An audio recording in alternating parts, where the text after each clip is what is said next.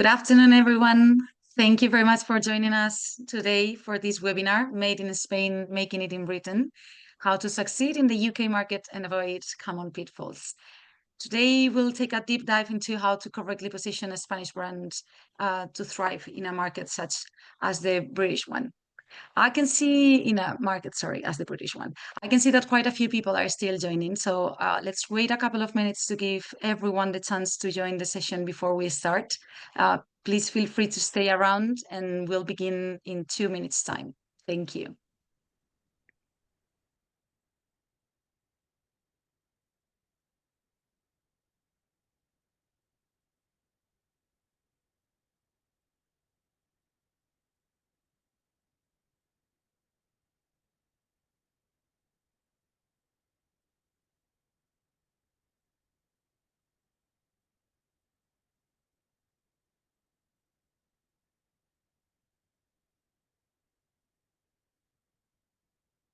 Are we on speakers now?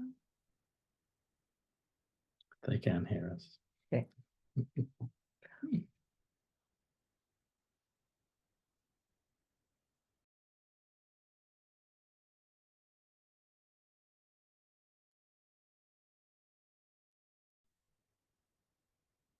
Okay, let's go ahead and begin. Well, good afternoon to all of you. And on behalf of the Spanish Chamber of Commerce in the UK, I would like to give you a warm welcome to this afternoon's webinar about all you need to know to correctly position your brand to succeed in the UK market. Before we proceed with the matter in question, I would like to kindly remind that this session is being recorded so that we can share it with you later.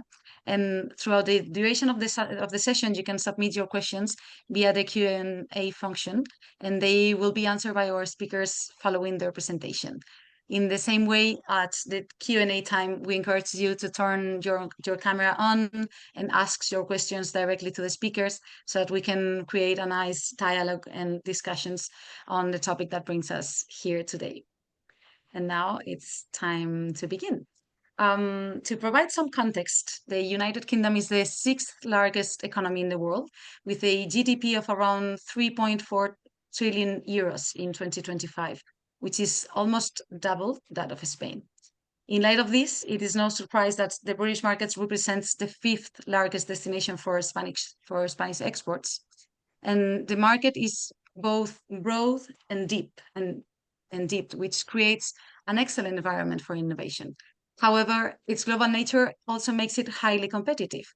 Therefore, understanding the values that drive it, its culture, the perception it has of the Made in Spain brand, and its positioning in the consumer's mind is key to success when expanding to the United Kingdom. We are very pleased to have Dr. Chris Arnold and Mrs. Victoria Gallardo, founders of Quality of Spain, with us today. They will guide us through the key elements to take into account to thrive on our expansion to the UK markets. Quality of Spain is a London-based advisory consultancy that helps Spanish brands succeed in the UK market. They combine Spanish and British expertise to guide companies on strategy, branding, marketing, and consumer insights, helping them connect with UK customers and navigate the complexities of the British market. Chris Arnold is a doctor of business and former director of the advertising agency Saatchi & Saatchi. He has extensive experience working with the Spanish brands, including La Española and the Valencian Tourist Board, helping them grow and connect with international markets. Victoria Gallardo is a Spanish-born marketing and branding expert with over 20 years of experience in senior roles across Spain and London, specializing in advertising, brand strategy, and marketing.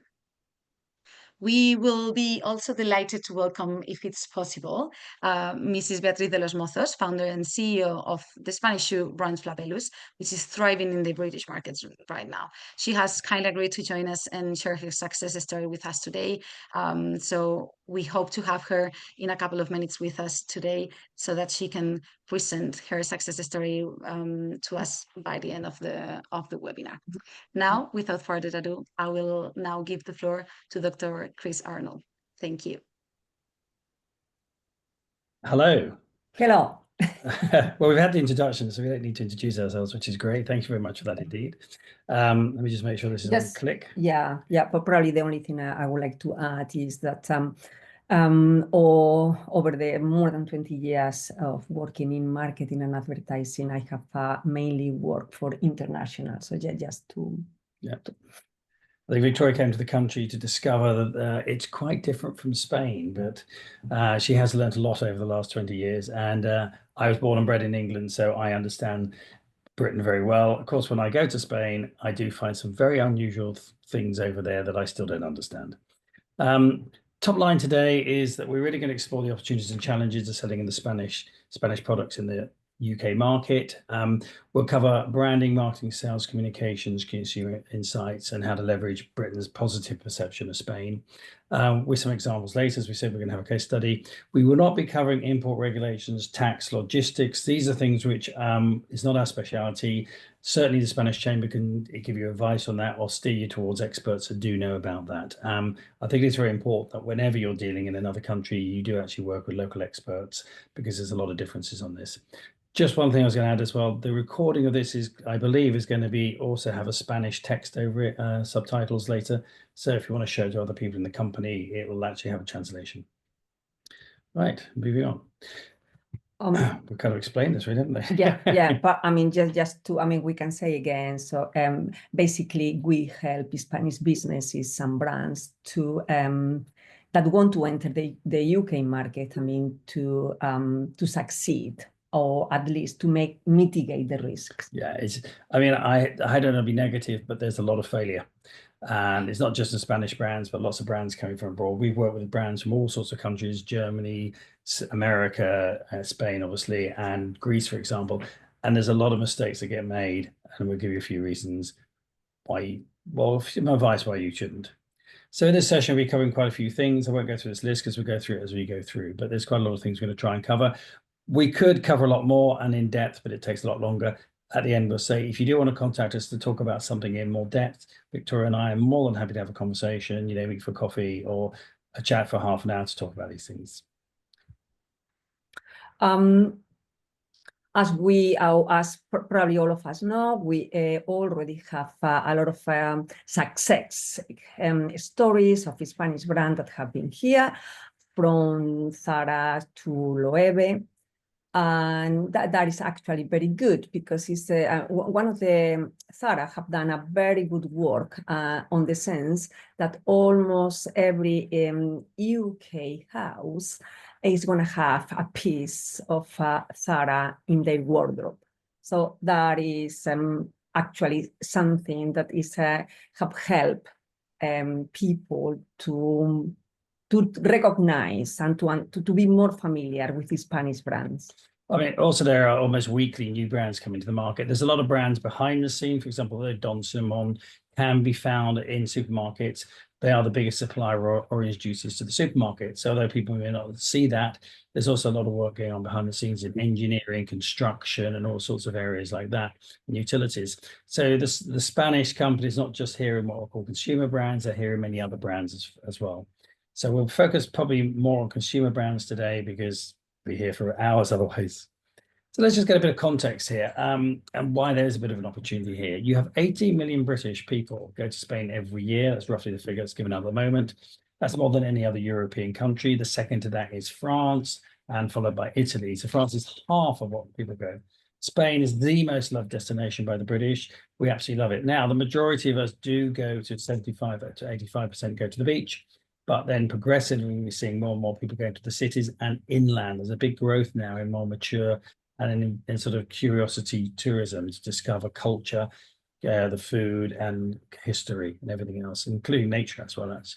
Yet despite this, the share of Spanish products on UK supermarket shelves remains lower than any other European nations. There's a lot, according to the grocer, we aren't seeing as much Spanish products on the supermarket as you would expect. When you consider, tourism is worth 22.6 billion. The export opportunity here is absolutely massive. So in 2024, Spain exported 44.5 billion worth to the UK. Now that is behind Germany, Netherlands, France, Scandinavia, and the US. So you've got to be asking why they're not doing more. Now, as I said, a lot of that is less visible, and the visible stuff is where I think there's a lot of opportunity. That's sourced from the ONS. As you said, 80 million Brits go to Spain every year, which is essentially one massive experiential marketing opportunity. I mean, there they are for 2 weeks, sampling the food, sampling the beer, sampling the wine, sampling the culture. I mean, you never heard of gazpacho till you went to Spain, and everyone's tried it. And in our research, everyone loves it, which is great. Spain supplies nearly 1/3 of all fruit and vegetables sold in the supermarkets. Most people don't know that. Brits, there's no badging for Spanish products really. We've had a few Kiwis, but hardly any in the supermarkets. But most of the stuff, third of it we're buying is Spanish. Where, as I said earlier, it is the 4th most important export market after Germany, France, Italy. There has been a rise in sales of beers in the UK of 22%. So the Spanish beers now account for 1 in 4 pints sold is actually now Spanish beer, and that is amazing. That's overtaken all the other beers. And in the wine area, it's still quite big as well, although we've seen a mass dominance of Australian wines recently. So the gap really signals a major opportunity for Spanish businesses. Beyond food and drink, untapped potential also exists in tourism. Now, tourism is a massive opportunity. We'll talk about that later, especially inland, as well as many other areas like homeware, furniture, ceramics, kitchens, solar power, utilities, buildings, and more. Now, you'll find companies in this area already established in the UK, but that opportunity for other brands to come, or in some cases, Spanish brands here could double their market if they took a different approach. There's a lot of brands I see in the supermarket thinking you could be selling 2-4 times more if you just took a different approach. There's a great guy called John Wanamaker. He's probably one of the pioneers of thinking in retail and certainly retail marketing. And he said, if you don't get it right the first time with customers, you don't get a second chance. And I think that's very true when you're exporting to any foreign market. It's a lot of work. If you don't get it right and you blow it, it's very hard to come back. And the one thing that we tell everybody is preparation, preparation, preparation. Do your research, do your investigation, check what works. Get your relationships going properly. Don't just charge you and hope for the best, or necessarily even taking the first offer from somebody who actually is going to say, oh, I'll distribute your product. A good example is there's a particular product which is owned by PepsiCo. They don't back it. They don't support it. They could be selling 4 times more of this product. We'll touch on that later. So the first essential step when preparing to enter the UK market, we always start with A, don't we? A is actually for assume nothing. The thing we see a lot with brands coming from Spain and other countries as well is that you get this mythical ideas about certain things, especially in the world of branding and marketing and even retail. And so often they're not true, but they sometimes, because they're just misinformation. The media, for example, pumps up the belief system of Gen Zs. Most of that is rubbish, absolutely rubbish. And most of us in serious marketing don't ever talk about Gen Zs and Gen Ys. The media does, but we don't. We look at much more sophisticated and more scientific approaches to targeting. And so there's a great saying, which is 50% of what you think you know is false, 50% may be true. The trouble is we don't know which half, which is false and which is true. So it's always back to basics and assume nothing. And that's why it's very important to take expert advice. The first question you have to ask is, have you got a product that will actually sell? Will this sell in the UK? Here's a novel example on the right. I suspect that probably fans of Jamie Oliver would love a pork pie like that because he puts that in everything and thinks it makes it Spanish. But you do need to do your market research. You might find that, for example, there was a company who launched flavored gazpachos and they bombed because people didn't like them. They were horrible. I told them so. What we have, very importantly here, is a culture gap. You need to understand the British consumer and their mindset, their buying habits, their perception, their attitudes, values, and culture is different. We may all look the same. We may have a lot of common characteristics, and we may all buy Coca-Cola, but we are particularly quirky in the way we do it. And it's the same if I was exporting to Spain. I'll give you an example. Now, I don't know how many watching today is actually have ever sampled or bought Marmite. This is a British institution. This is something which is very British, right? Germany's got their own version. Australia has their own, but Marmite is a classic. Now, most of us are brought up on Marmite. The majority of us love Marmite. So we took Marmite to Spain. Now, Victoria's brother is a retailer, and we did some sampling in Spain. And what was the opinion of the Spanish on Marmite? They hate it. Disgusting, I think, was more that their faces were a picture. They Yeah, but couldn't it's- understand how we could eat this stuff. No, but it's a very good example of how, I mean, the culture is, you need to understand the culture, and there are things that resonate with a culture and others they don't.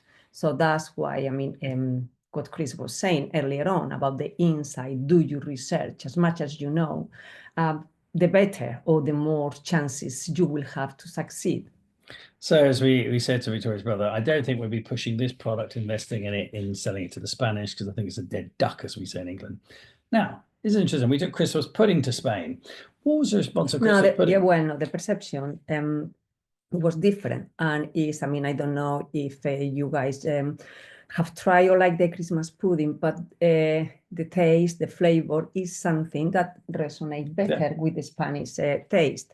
So it's something that potentially will have an opportunity over there. Yeah, so we can see that from a taste point of view, people liked it. We did a small sample, but you know, because also at Christmas, the Spanish do tend to have certain things that come out at Christmas, we thought there's a possibility you could sell it. Whether it's economical is another thing. Yeah. However, there's also things that we saw in Spain. We thought, well, you could bring that over to UK and sell that at Christmas as well. We've seen other countries do it. So it's a massive possibility around seasons, for example, that you can sell. British are very, very big into their Christmas. You know, I know the Spanish are, but the British are. I mean, one interesting thing, which is cultural difference, that you may or may not know, is that you eat on Christmas Eve. We have our big meal on Christmas Day. We give our kids the Christmas presents on Christmas Day. You make them wait 10 days. So moving on. So the question you have to ask yourself with any product, brand, or service is, does it need to adapt to UK market consumer? Because sometimes it doesn't, and sometimes it does. Sometimes it just fits perfectly. You know, for example, the British have a great love of high-end luxury goods. So actually, selling luxury goods resonates very well with the loves and tastes of the British. We are very big into our brands and our image of brands. But if you're selling something quite ordinary, for example, meats, gazpacho, something like that, does it fit? You could take 3 gazpachos. I can guarantee I could tell you which one would go for the British, which one may not be so good. Does the packaging need adapting? That is often something that does happen to happen, not just from the legal point of view, changing certain legal restrictions and obviously the copy, but also sometimes supermarkets where the big money is, you might need to adapt from, say, 1 litre to 750 millilitres. You might need to change the packaging altogether. They might prefer you to be in glass, not in cardboard. They might ask you to actually create a sort of snack version, say 330 ml drink version, because that's where there's a big growth in what we call the grab and go market. Yeah, So because it's, sorry to interrupt, but that is, again, you need to understand the habit, the cultural habit, because that is also part of the culture. So it may be a potential of something here, and it still may not need, or we may not have the need back in Spain. So it's, again, I mean, we are going back to... This can slightly depend on who's actually distributing and selling your product. We'll talk about that a bit later. Names can go horribly wrong as well. What can sound a very good name? I think Victoria will point out that 2 names on this probably doesn't go down very well in the Spanish language. Yeah. For the Spanish one, La Puta is very obvious that in Spain is not going to be something, or when with Pajero, Mitsubishi Pajero, that was kind of something very famous back in the days when they have to change the name, because in Spain it was something that... Whereas Honda launched the Fitta and Ford also launched the Pinto, found that in Scandinavian countries, those words actually are associated with parts of the male body. So it didn't go down too well. So the UK gross market is valued at over 195 billion, and that's 2025, and it's projected to grow to 2020 billion, if not more, despite a recession, despite cost of living, despite some of the problems we have in UK. It is a growth market. We spend a lot of money on groceries. We also happen to have massive retail. So wherever you go in Britain, you'll find lots of shops. In our area alone is in North London, which, you know, an area about the same size as one of the villages we go to in Spain. They have about 20 shops. We have 200. Napoleon said we were the nation of shopkeepers. We really are. So retail opportunity in this country across all areas is massive. So who's the customer? And this is really, really important. And this is something, again, we see so many people go wrong on it. You can look at how you look at people from many, many different angles. So, for example, you could use Gen Z, Millennials, Gen X, which is popular with the media. We don't take that very seriously, honestly. People born over a 15-year period all have the same characteristics. I mean, even common sense tells you that's rubbish. When we've dissected that, we've broken that down to at least 141 different categories of people, of which most are the same, regardless of age. We look more by values, for example. So conscientious consumers now, people who are buying on values, looking at things like how ethical are you, how green are you, how much do you do for society, what is the social benefit, is becoming very, very important, especially in some of the higher end beauty markets where organics and natural are very key. Well, no, what I would like, to emphasize that one of the main difference between Spain and this country is the diversity. This country, in this country, we have it's just by the nature of the people living here is a big diversity. So then when we talk about consumers, it's going to be a very big diversity. Yeah, that's true. Actually, we have a very mixed culture in this country. And has been for hundreds of years. So the influence, for example, every town you go to in Britain, you'll have an Indian restaurant and a Chinese restaurant, guaranteed.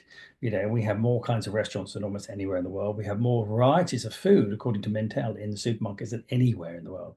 And our kids grow up with a very broad sense of space. So other ways we look at people as psychometrics now, which are becoming very popular. By income can be relevant, because if you can afford it or if you can't afford it, but you have to go deeper. By interest, for example, with Total Greek Yogurt, we sell that to foodies. It's very much the people who like quality products.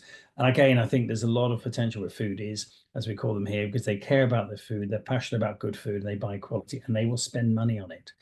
Another way that people don't often think about is by supermarket customers. If you are getting a listing like Espanola is in Waitrose and is in a couple of others like Sainsbury's, then you can look at the profile of the audience buyers, and by using basket data, you can see what else do they buy. So for example, we discovered with Total Greek Yogurt that there's a commonality between granola and fresh strawberries and a few other things. And therefore we could start targeting those very people that had those characteristics with marketing messages, actually through the vouchers. And that was hugely successful in how we managed to double their sales on one occasion. So there's a lot of cunning ways you can do this, which is not always that obvious. Or is that is one of the things I keep repeating to people is mind. You know how in this country, when we go to the train, we have mind the gap. But what I tell people is mind the cultural gap, because the just by being a different culture, that is going to determine a different way of buying things, a different way of doing things. So that is the main thing, that when Spanish companies come here, it's very important that they understand that it's a very different market, and the consumer here is very different. And language as well, not just in terms of normal language, but for example, when you work with American companies are much used to hard selling. British hate hard sell. We like soft sell. We are very much, we beat around the bush, as we say in England, and therefore we prefer people to sort of almost undersell to us. That's how we like to have them feel that we're making the decision, not that we're being sold out. And the moment you start the hard sell, Brits just block off. Yeah, but that is, again, going back, to the culture, is about understanding those cultural differences. And also simple things like in this country, whenever they have a problem, they solve everything with a cup of tea. In Spain, we may decide that we want to have a glass of wine if we have a very bad day or something very bad happen. Here, they give you a cup of tea. Yeah. And if you fall off a ladder, someone comes to you and say, do you want a cup of tea? Whatever happens in England, the economy can be really bad. The politicians sitting there going, let's have a cup of tea. Yeah, tea is an institution in England. It goes back to the days when we traded from India. And although for a couple of years coffee took over, tea has now come back in fashion, partly due to health, partly due to the fact that people prefer the taste. But tea is a humorous British thing that we get mocked for all around the world. And the other thing that people forget about tea as well is that a lot of countries dunk the biscuit, but in Britain, dunking biscuits is actually a big thing. And which is the best biscuit to dunk is controversial. And it splits families as much as football teams do. Which biscuit is the best one to dunk. So, it's quite funny. I think on a more business level, to be more serious, here's a lovely picture of Paddington Bear with the Queen. This is actually the Queen of England before she died. They actually filmed her drinking a cup of tea with Paddington for the movie, which is something so quintessential English, it's very English. But when we're talking about business, the thing you've got to understand about the British is they can be very hard to understand, because we have this terrible desire to be polite. And we don't like telling anything that's bad or criticizing. So when you do a deal with the British, you think, well, that was very positive, but it may not be. we sometimes find it very hard to tell people the truth. I mean, still after more than 20 years of being here, every now and then you are in a meeting, and at the end of the meeting, you are not completely sure what you have agreed on the meeting. Yes. And did they like the presentation or not? It was, and still happened to me that every time I think I finally understand the English people, there is always something that keeps surprising me, or something that is telling me that I still have to learn a lot more. We asked someone at the Spanish Embassy the other day. He said exactly his experience. He was having a deal with English people. He said, "Can you tell me, did that actually mean they wanted or not?" I said, "To be honest, hard to tell."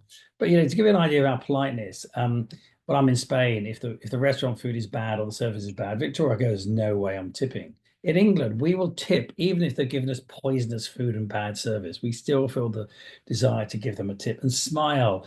And be polite. Is that, no? We will say, "How was the meal? Very nice." So the other thing you find with the British is we have a sense of irony and sarcasm, which sometimes isn't well understood. And also we are terrible. I know other people use double negatives, but we're the worst in the world for using double negatives, which is so confusing. Just a few other amusing points of British. We do have this, again, people joke about it internationally, about our desire to queue, that we are obsessive queuers. And it's relatively true, actually. The British are very ordered in queuing. And if you turn to get in front of somebody, they won't chuck you out. They'll just go, tut, tut, tut. And they'll look at you with a nasty look. And they'll say to their friend, "Some people just are not polite." Some other aspects of British cultures. I mean, everywhere you go in the world, people like to drink. In Europe, we tend to see more the bar. In the UK, we have the pub. And the pub is another institution which is very different. It's very historic. It's very much the center of most communities. And we have created incredibly stupid names for a lot of them. We have common ones like the King's Head and the Cock Inn. We have the Drunken Duck, for example. We have the Bishop's Finger. We have the Bucket of Blood, one of the most unusual pubs in Britain. The Camel and Artichoke, and the Mad Bishop and Bear. So, these create quite a character. We love also our cricket, which is something I personally find very boring, but, they're usually very close to a pub as well on Sunday, but we do love our cricket. We love our gnomes. There's over 5 million gnomes in 1 million homes in Britain, which is something many countries have no idea why we have them. And one of my, we also found a weird one, which came on recently, and I didn't even think about this till Victoria pointed out. Most bathrooms in the UK have 2 taps on the sink. Most bathrooms in the whole of Europe have a mixer tap. And for some reason, we just continue to have one tap that burns our hands off and the other tap that freezes our hands off. Who knows? That's the logic of the British. But, we also have some very weird games besides cricket, and we love football as well. We do boot throwing, Wellington boot throwing. We do gurning, which is a weird facial thing. We do cheese rolling, which is very popular. And we do plastic duck races, which I think is fantastic fun. So finally, on the British culture, we also love tradition. And this is something you can tap into, actually, which is why we like tradition. We looked at La Spagnola, the actual traditional look on the bottle, actually went down very well with consumers. And one of the things which is they couldn't get rid of was the telephone box. This came out in the 1930s. And when the mobile phone came, it became redundant, but the British will not let it go. So there's still over 5,000 telephone boxes around, 300 still in use. Some of them have been sold for £1 each. That's how much you can buy one for. And you can convert it into a library or into a nice place to grow your plants or into an art form. But there's still something very reassuring about them being left in just the middle of nowhere as a sort of icon of British heritage. And of course, you see them in London a lot because they're tourist attractions, along with our red buses and our black taxis. And finally, the milk run. Now, the milk run is something that has been around since forever in the UK. The milk being delivered to your door, and we are one of only 3 countries in the world that now has milk deliveries. Milk deliveries since the pandemic have gone up. Over 1 million households have their milk delivered, and part of this is actually driven by sustainability. Again, conscientious consumers, and they're selling more than that now. But the milkman is again a British institution. And that is actually a very good example that tells you how important it is to understand the culture. It's a very good advertising agency that I'm not gonna name, but and that was actually many years ago.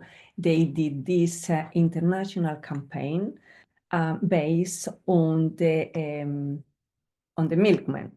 And then they realized that actually it didn't work in Spain, didn't work in most of the countries in Europe. They try to make it work, and they change for the Spanish market, somewhere else in Europe. They changed the bottle of milk for a bottle of wine that make it even worse. So this is just a little example of how important it is to have a good insight about the culture. I mean, when you are trying to sell a product in a country. Especially one where sometimes we're not very good at understanding other people's cultures, I have to say.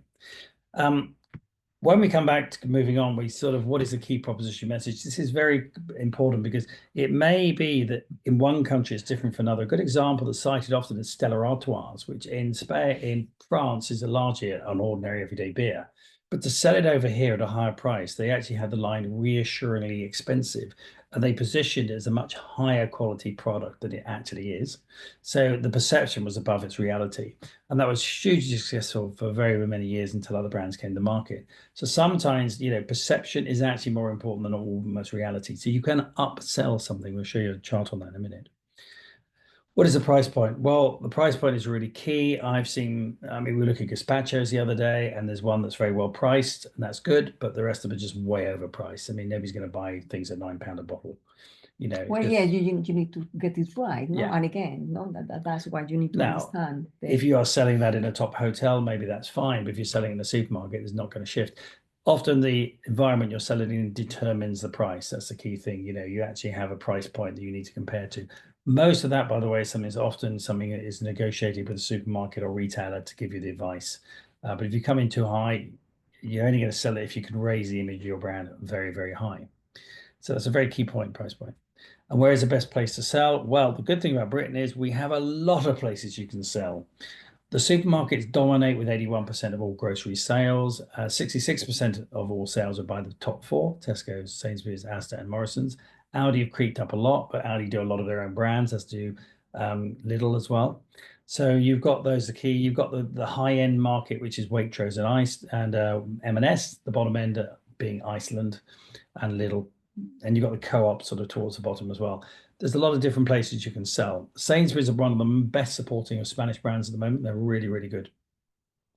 You've got the smaller retailers as well, like the Nissans, the Londis, the Spars, as you do in Spain. You've got the independents who largely buy through cash and carry or select suppliers. You've also got the online, like Ocado, Able and Cole, even Amazon now, who largely work with food in Morrison's. And then you've got the food services, which again, from cafes and restaurants. Again, there tends to be an intermediate supply chain on all that. Yeah, and then it's just to mainly repeat something that you have said. If we are talking about high quality product, maybe you want Waitrose or M&S. Yeah, they're two best. Again, we mentioned this briefly, but if you're adapting, don't just stick your copy through Google Translate. We actually had a client who employed a social media agency in Spain against our advice, and all they ever did was translate all their social media posts through Google Translate, which did produce some of the most comical social media posts you've ever seen. And still didn't do much for their brand, I can tell you. So you do, but you also need to understand that people have to understand it, and there's a lot of legalities in that as well. The design, look and feel might need to change. For example, if you take La Española, it has a very traditional feel. Is that right for the marketplace, or should you maybe modernize it and create something like the one on the right? Tropicana has done this. They've changed their brand for different markets for looks, labeling, contents, marks. For example, things like fair trade is a guarantee to improve sales. Some marks mean nothing, but sometimes these marks are quite important. Size, as I said earlier, you might be forced to change it. You need to meet retailers' demands. The bigger the retailer, the more they're going to tell you what to do. And research, again, is key here. And then I just want to emphasize about the copy, because the language actually is a reflection of the culture. So that's why it's very important. Yes. As you said before, that resonate with the consumers you want to talk to. So it's not just, you may speak a fantastic English, but you need to understand the culture, and the language you use have to resonate with the culture.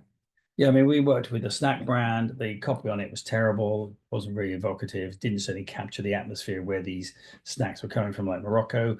We did a lot of research. We changed the copy, and by changing the copy, the sales rocketed. Yeah, we didn't change, sorry, but we didn't change the inside of the packaging. All we did was to change the wording of the. So when people read it, it was like, oh, wow, you started to want to eat it. Before, it was so functional. The British are much more emotive than when it comes to marketing than just rational. What we've seen in our own research we've conducted recently, the research we did before the pandemic was not too good on Spain. Spain was being pushed back from the reality to below the reality. And it was, a lot of other brands are doing a lot better from other countries. So Spain and Italy were very good at pushing this sort of national image, and Spain hasn't really bothered. What we have seen is that over the last 5 to 10 years, a change of that, and partly due to some quality Spanish brands being in the market and people recognizing they're good, but also, there's been a lot more awareness growing through the media, and also helped by celebrities like Jamie and Rick, who've actually really championed Spanish food and other champion things, fashion. And a lot of people online also champion Spain. So, we have some key areas here of great interest. I mean, wines is something which is a really fascinating area. I'm not going to talk about that because it's very complicated. But beer is an interesting. We've seen a massive insurge of Spanish beers, including fake Spanish beer, as in Madrid, which arguably was formulated in Spain, but is owned by Coors. But it's the #1 Spanish beer in UK. But most of the big brands are here. And as I said, 1 in 4, 25% of beer sold now in the UK is actually Spanish. Meat, we're seeing a lot of brands, a lot of the meat's been unfortunately under supermarket branding, but it's coming over here. We're seeing olive oil. So Sainsbury's, for example, all their own Spanish meats, own olive oil and own olives are all Spanish. They choose Spanish, not Greek oils and olives. So we're seeing that people are preferring the Spanish, and that's because researchers told them people prefer Spanish. And when we are talking about meat, we are talking about jamón and chorizo. Yeah. That is what we mean by meats. Of course, what the British probably don't realize is if you go and buy Italian's Philip Berio olive oil, because we've worked on this, it's actually Spanish olive oil. And so 1/3 of all produce sold, meat, vegetables and fruit are actually Spanish. There's a lot of other areas. I mean, we think gazpacho has a great opportunity. We'll talk about that later. So we're seeing in our own research a growing association between quality and taste for Spain, that people are saying, oh, it's going to be taste nice, it's going to be good. But there's, it still needs pushing up a bit. So this is what we call the perception curve. The reality is where you are in the middle. If you're high quality, you go to the up. If you're low quality, you go to the bottom. You can adjust the perception of your brand or your product or your country quite easily. Again, I would like to highlight that even if Spain have a good perception here, but it's still a gap between the reality of the quality and the perception they have here. So still, even if the Spanish wines, we know they are very good, but if you are going to a dinner party, you still may prefer to buy a French wine because you think it's going to be perceived better, even if our wines are fantastic. And to be honest, a lot of this is to do with actually those countries or those organizations that choose to do marketing. I mean, a lot of this is because of marketing. People come in and they've done campaigns to say French wines are the better, and the French are very good at marketing themselves and pushing it. Same with the Italians on fashion. Yeah, Italians are very good in other areas. And we are talking here about the brands and how happy we are that we have a lot of Spanish brands in the UK, and I just have the feeling that we have talked about the Spanish brand and Zara and Loewe. Yes. So I don't know, is that the slides have gone wrong? No. No? Okay. So is that doesn't matter. Is we have, a lot of Spanish brands here on the high street, and there are a lot of that they are still coming, like Flabelus, that we are gonna talk in 2 3 minutes. In 2 or 3 minutes. That is obviously is a fantastic case study of a brand that is just have entered the market, is very high quality, very beautiful, so have a lot of positive attributes, and they are doing a fantastic job here in this country. I mean, I think it's interesting. Brands like Desigual are very quirky and interesting. I think they've actually found a cult audience, although actually they've closed the London store. I mean, I think their possibility is greater if they did some decent marketing for once, but they don't. They seem to, fashion has this idea that they don't do so much. They sort of, it's very organic. But Zara is without doubt, and the rest that come under that same group have done very, very well in this market, as they have done everywhere in the world. So, and I think again, tapping into the high end is something which is much better for the British, because the British has this big audience of wealthy people who have money who will spend on high end goods, but it has to be quality. So a couple of quick slides before we move into our case study. So if you're coming here, there are a lot of challenges you do need to face. On the key challenges, just importing post-Brexit, that has changed. There's lots of regulations. Again, distribution or logistics. You know, if you've got a chilled product, you obviously need to chill it. You need to find distribution. You need to get it out there. And there's a lot of legals, you know, and all other things like property, employment, setting up a London office, a UK office, and things like that. Those things we don't advise on, but certainly the Spanish Chamber of Commerce can either advise you or direct you to people they've got on their books who are experts in that. But do stick to someone who's based in UK. Don't rely on someone who's international who says, "Oh yeah, I can do that." Trust me, it's very expensive when it goes wrong. What we can do is we can bridge the gap. We can certainly help with strategy, branding, consumer research, and insights. And through our parent company, Creative Orchestra, we can do all the marketing delivery, the media planning, and everything. And that will be done with partners who are experts in what they do. So they do know the territory. Media, by the way, is something that, again, is an area that catches people out. So a little bit about marketing effectiveness. We could talk for hours on this, but we're going to do a top line. So beware of the myths and misinformations. We mentioned that before about Gen Zs and about, you know, social media is the only way to sell. It's a very crowded marketplace these days. And depend on the brand. We have worked with one Spanish region on using influencers. Some were quite successful, some weren't. I could have thought better ways of doing it. Then OPES, which is basically you break media down into 4 areas. That which you own, i.e. you own social media, your databases, your newsletters, even your stores. You have the paid, which is we actually dish out to get the media, like outdoors, TV, radio, print, and all the rest. And then you've got earned, which is stuff which is really when somebody picks up on you. So PR to social media likes that go viral.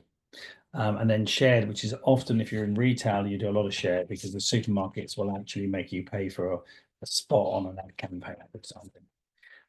Research. They say in retail, location. We say research. Do it up front. The more you invest up front, the less you'll need to spend down the line. The more you do up front, the less likely you're going to fail, and failure is a risk. Develop not just a good, but a great strategy. Strategy thinking. So they say, you know, I think it's Napoleon said, battles are won on strategy, not on the field.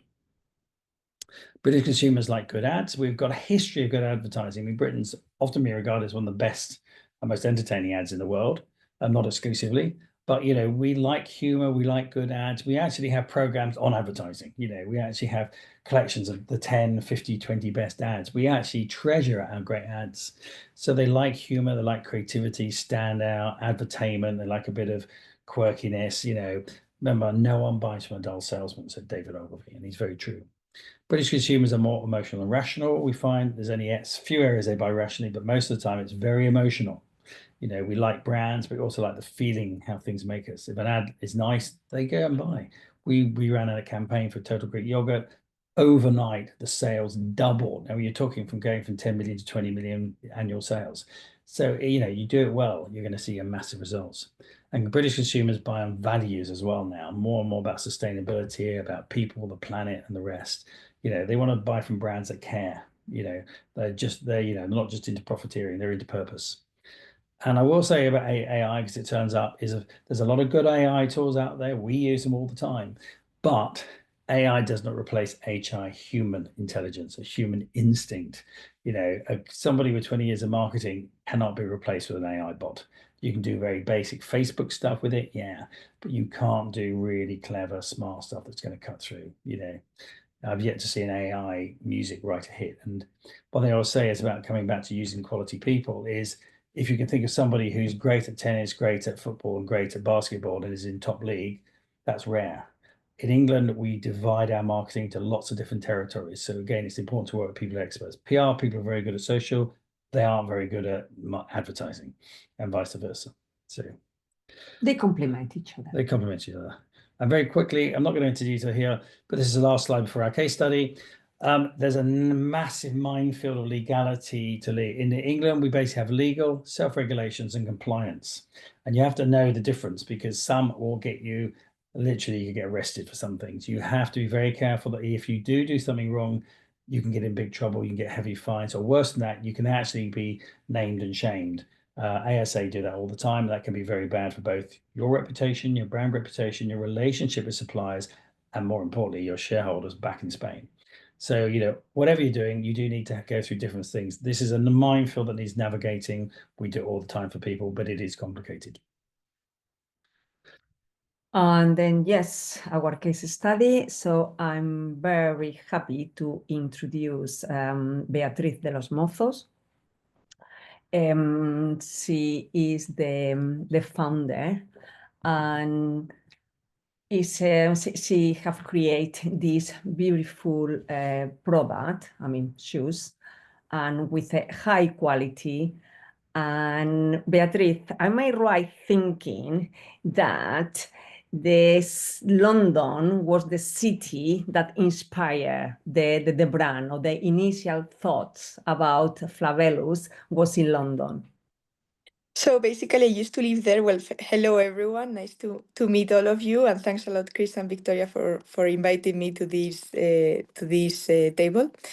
So yes, indeed. Well, actually, I was living there, so that's why everything started in London, and that's why I know a bit how London works, and it was easy for us to jump into the market afterwards, because I kind of had the right doors to open when starting in the business there. Okay, so would you like to tell us a bit the history of Flabelus and how Yes. Flabelus is doing in the UK and Of course, the of course. culture? Because it's quite impressive. Tell us about. So basically, when I was living in London, I was working there, and at some point I decided that I wanted to start a business. And well, it was the third business I was trying to start, and actually all of them while I was in London. So I know very well what it is like to open a new company in the register and do all the different paperworks. Actually, it's very, very simple in the UK, I would say. And I'm very cost effective as well, because when I was trying to understand at the beginning where to open the company, and I realized that in London it was, I think by the time when I started, it was 12 pounds. I don't know if this has changed a bit more, but this was 5 years ago. So I guess things go up a little, but not much.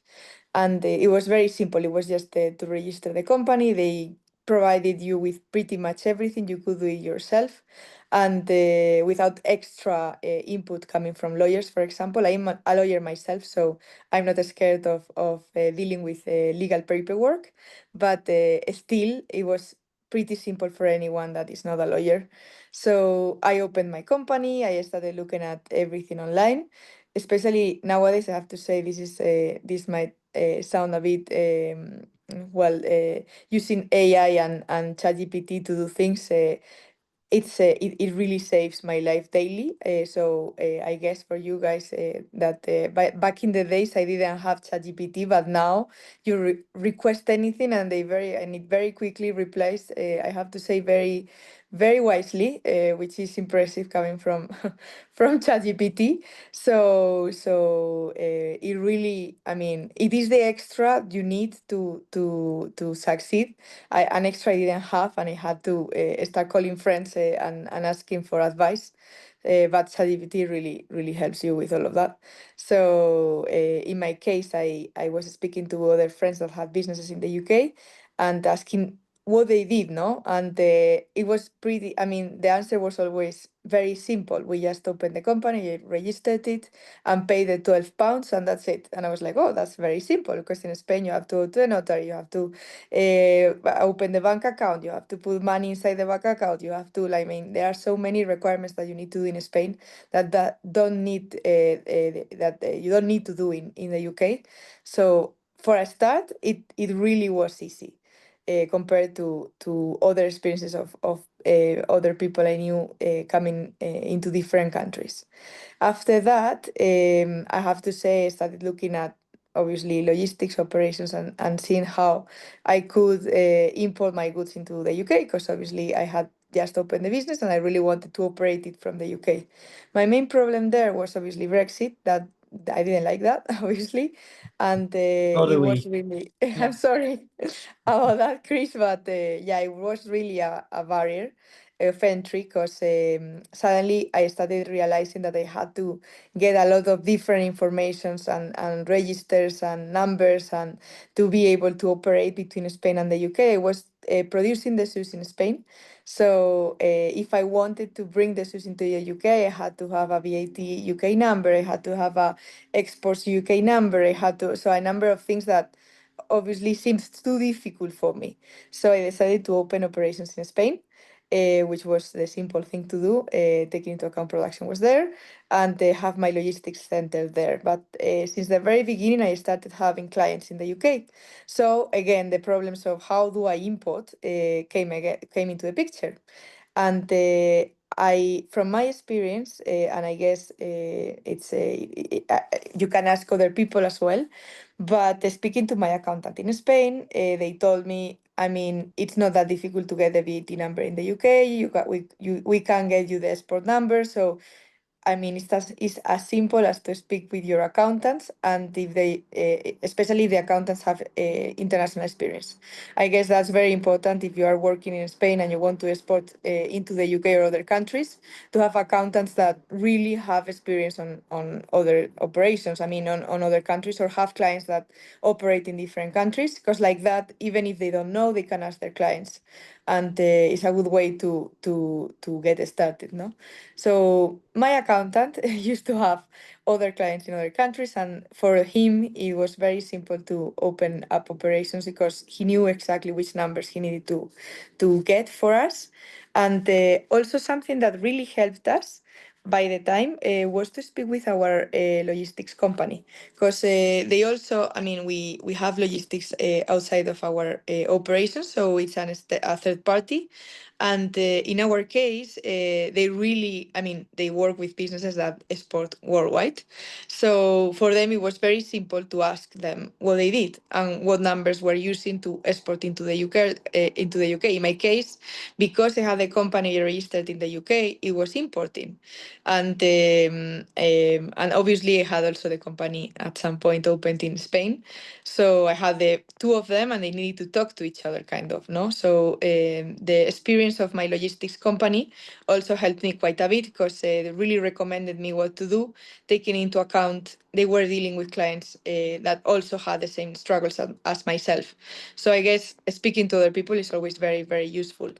So once I was able to import to the UK, then the market started growing. I have to say, well, Flabelus at the moment is present in more than 75 countries. I'm obviously presenting this use case focused on the UK, but we do have experience in many other countries. If at some point you need help with any other feedback, I'm very happy. I'm very happy to discuss. So the third question is, okay, I can export or import into the UK, depending on which company we're talking about, either the UK one or the Spanish one. At some point, but there are two things that are very interesting in the UK that also helped me quite a bit, which is, I don't know, you don't need to pay VAT until you reach certain amount of profits, which is great, because it doesn't happen in any other government. In Spain, of course not. In Spain, you need to pay since the very beginning. So that's very positive and very helpful, because obviously you don't need to worry about taxes or accountants or all of that.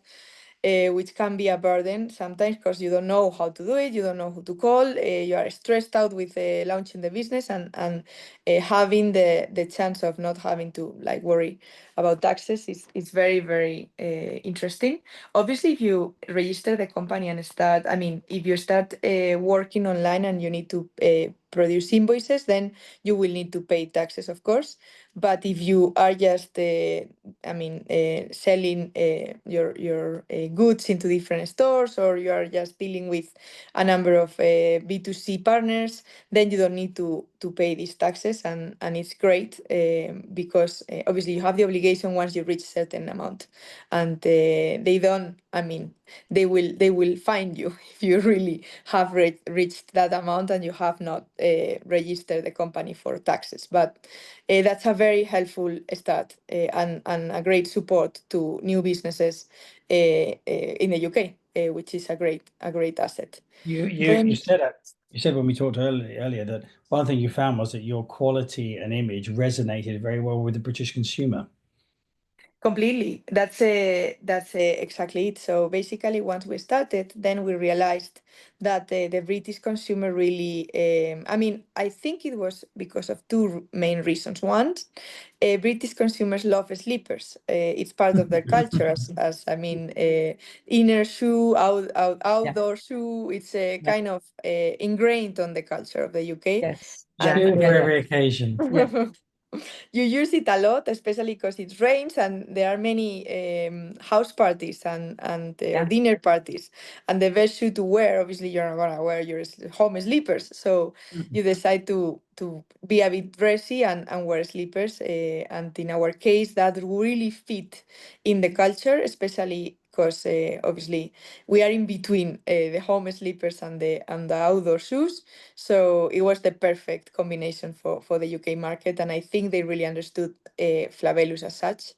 Other thing which also helped us, as I think, is the tourism that comes to Spain and is really related to espadrilles. There are many UK people that live in the south of Spain and are based in Mallorca or in the east, in Alicante, and due to that tourism, the espadrille is something that really resonates with the UK culture as well.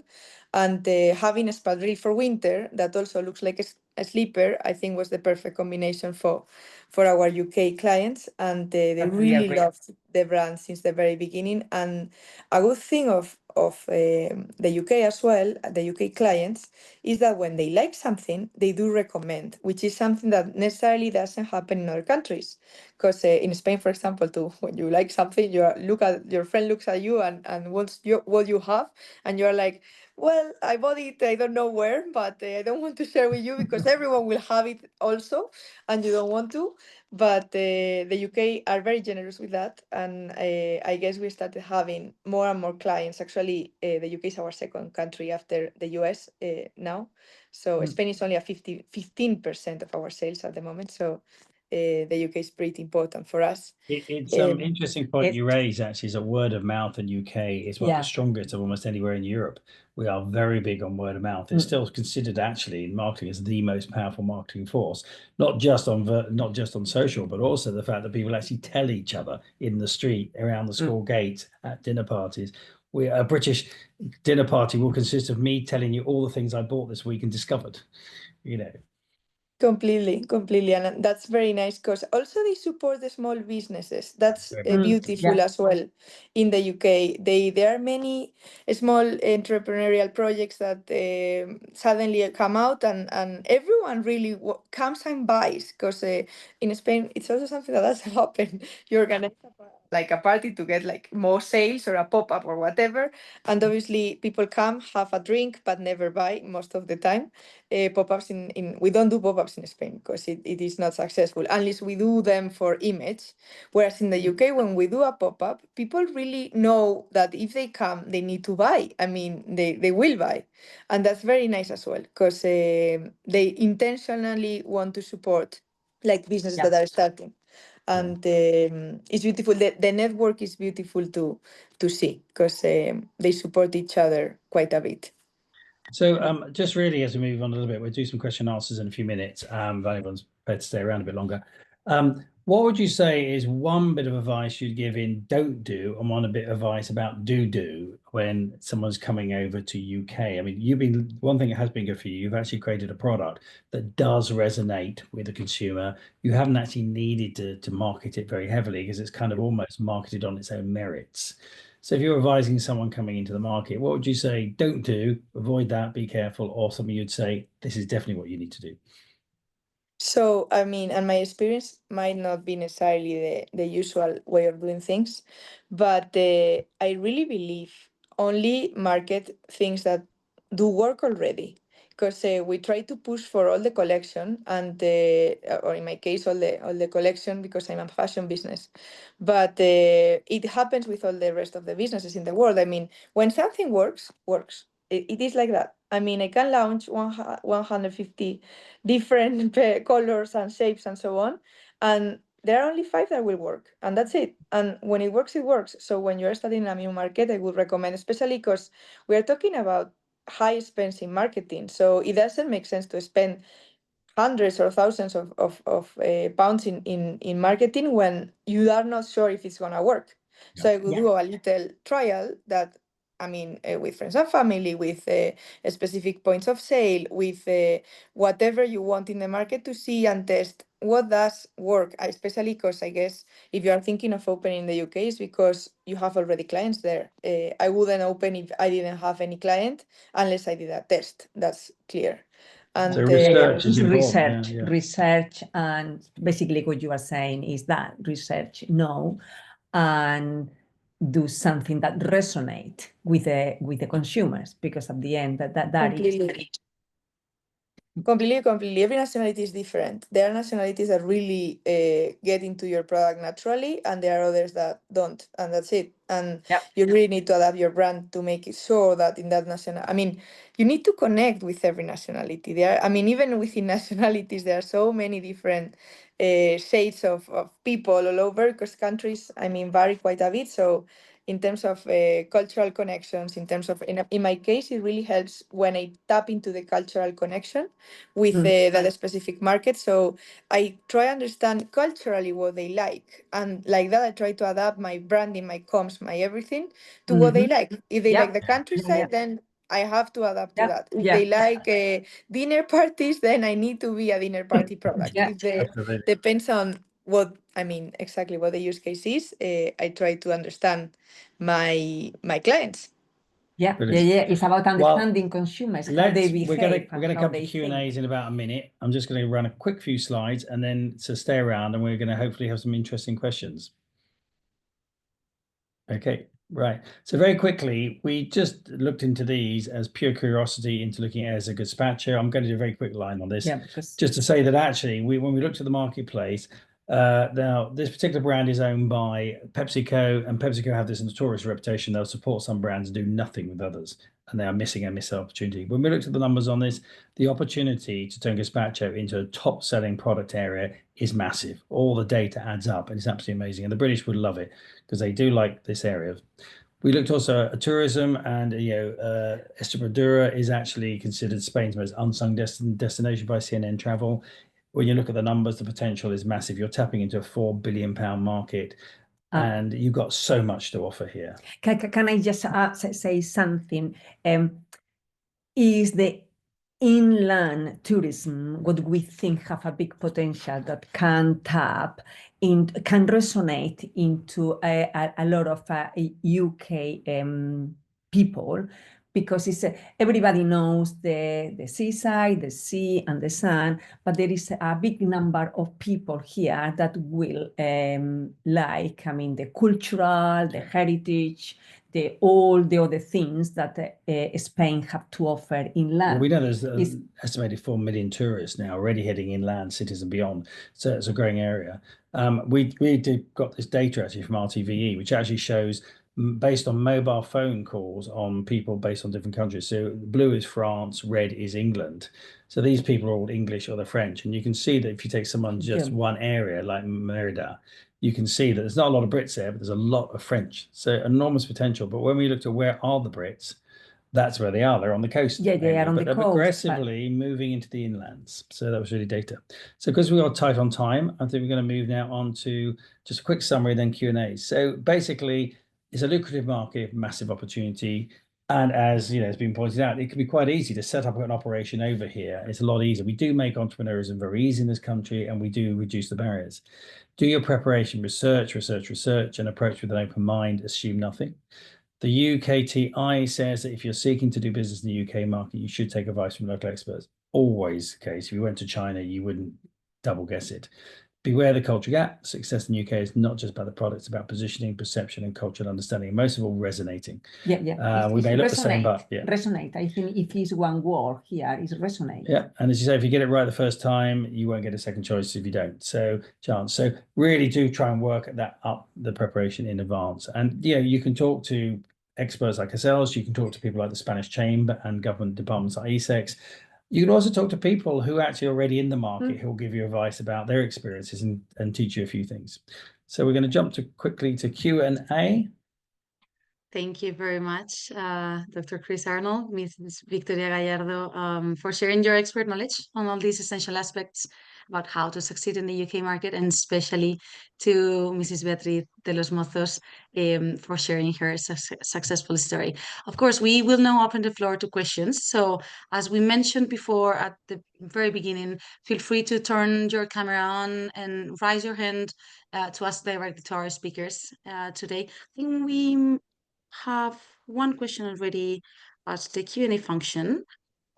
So I'll ask you out loud. Spanish companies often start with London when expanding into the UK, but other cities have their own unique characters, which could be a better fit for certain Spanish brands. How do you think Spanish companies can discover and tap into the potential of other UK cities that might suit their brand better? Well, that's interesting because when you're working with brands like I have with Procter & Gamble, who are giants, we never test products in London. We actually test them in the Midlands. The Midlands is by far middle of England, but it's actually the middle ground for a lot of testing. And I would actually recommend the best place to test is the Midlands, because the Midlands is wealthy, but it actually works better. If you get it right in the Midlands, it tends to work up and down, north and south.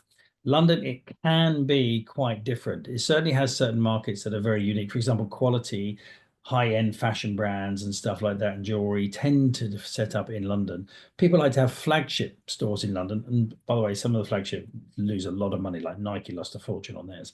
But they like to have the flagship.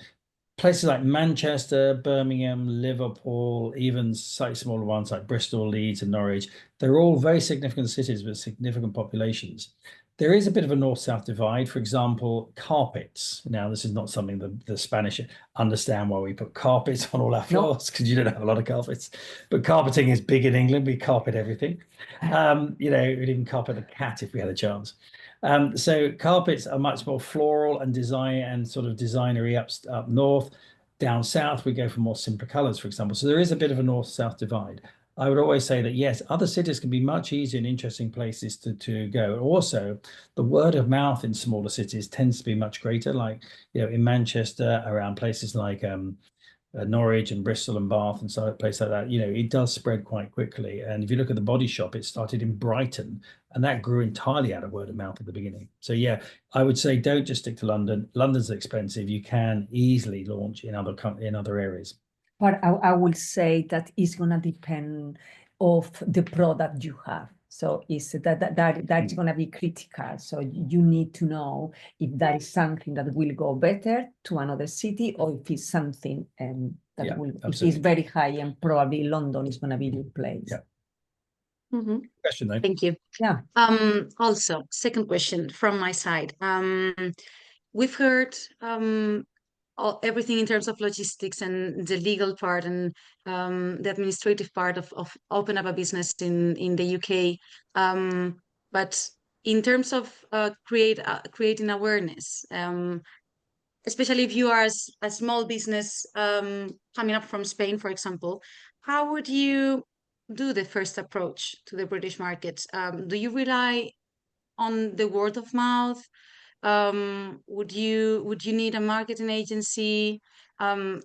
maybe Beatriz can also share her experiences here in the UK, because I think especially the very first steps are the hardest ones. Later on, you rely on word of mouth, but how do you get there? How do you get to people recommending your brand on the streets? It's Beatriz. Okay, Beatriz is gonna. No, it's for all of I you. don't It's for mind. all of you. So I think she should start. Okay. So, I mean, in my case, I really think you need to understand well where it sells, especially taking, I mean, because depends on if this is a new brand or if it is a brand that already has some clients, but in the UK, but it's not operating in the UK. If you already have some clients, then you need to see the postcodes and do something in the local bar, kind of, to see how this works. And the same with I mean, if you are starting a new brand, then go to the trendiest areas of London. That's easy to identify which are these, and do something, a little event in a restaurant. I mean, I don't. I mean, there it's easy to identify partners to start with because you can take a look at other brands. Instagram gives all the information, so you go inside Instagram and check which are the profiles that other brands use.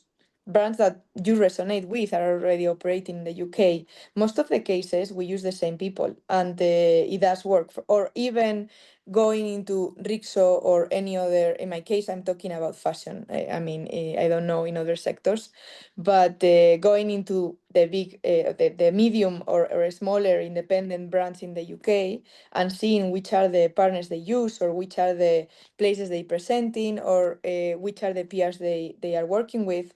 Everything is online, so you can easily check their picture, their Instagrams, and get the profiles and send them a line or an email. People obviously are looking for business, so it would be. And I'm recommending the smaller brands PRs because obviously there is a budget thing here. If you're starting, you cannot pay a huge budget, so it makes sense for you to take a look at Instagram, check which are the ones that smaller brands are using. If you don't know where to find smaller brands in the UK or don't know any brand that works in the UK, online, Google can tell you very easily which are the independent brands in the UK. And there are always ways to identify these people and quickly send them a line. I don't recommend signing a yearly agreement though. I think it's better to sign a project agreement, meaning please 20 press releases, please 2 events and speaking to, I don't know, and bring 30 people per event. So something that is accountable. So, because normally when you're talking to these people, they have many other clients, and most probably they won't have necessarily, especially when we are talking to independent, smaller PR brands that obviously have a lower budget, but they don't have necessarily the super team to take care of all the clients accordingly. So it might be frustrating at the beginning because you are speaking to them and they are like not replying, not giving results, and you're like, oh, invested, Yes. I don't know, 4,000 and it didn't work. I've had many clients frustrated by that. I agree. Firstly, I think on contract terms, just going to work backwards on this. Go for a fixed bid contract that says this is what I want for my money, and that's what I expect, because it sets expectations. Don't just go for a rolling monthly fee on the hope they're going to keep giving you business. They'll take you the first month, you do great results, and by month 3 they're doing nothing. Don't go on just a fee basis. It's much better to do the fixed bid method because that budgets you better. At the beginning, PR with social media agencies that do both very well are a very good choice, but you've got to get your strategy right before then. You've got to make sure your product resonates. Yes, but that is to do with the insight. I mean, you need, I mean, to get the insight, and as much as the better, because then is how you are going to understand if the product resonates. I mean, with certain consumers. Or, I mean, you need to know who are your consumers, and you only can know that by having a lot of insight. You can't sell a donkey into a horse race, basically, as we say in England. Okay, thank you very much. And would it be, for example, in this case, fashion and lifestyle magazines targets and something really like a useful tool, or not anymore? It's more the other way around, that they echo the street style once this your product is already on the streets. I would say always magazines are useful. If you only have 1,000 to invest, don't go to the magazines to invest it, because there are other ways. But yeah, I guess especially nowadays with Instagram, you can create reels that can go viral depending on how you do the content.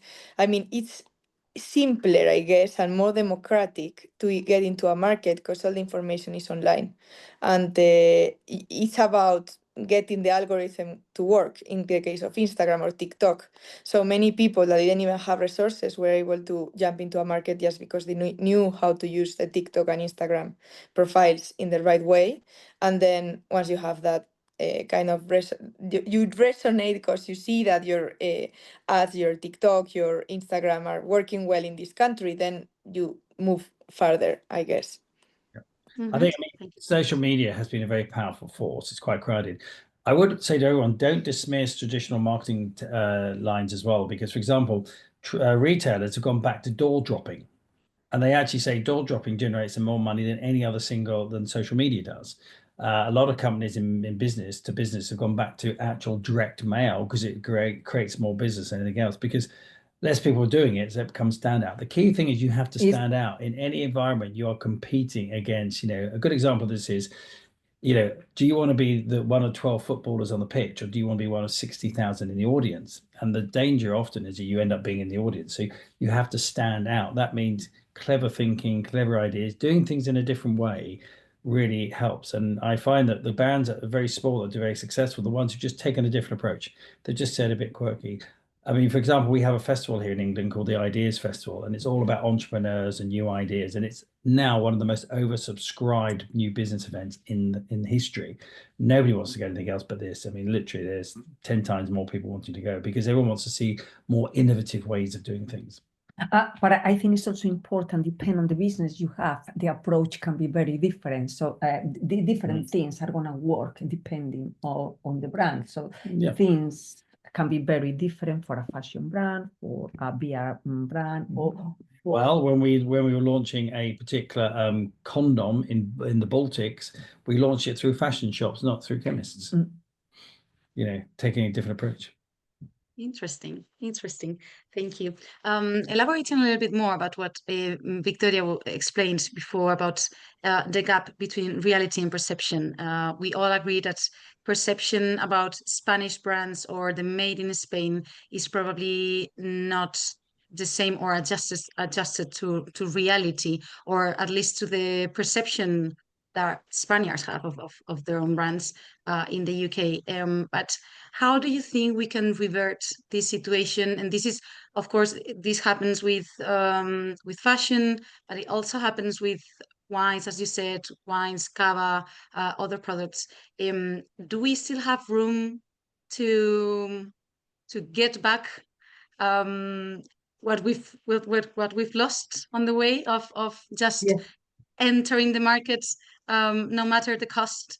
Now maybe that we are, maybe the brand once is there, I think sometimes it takes harder to go back in order to recover what is yours than to start again. No, so you speak first, Alex. Sorry.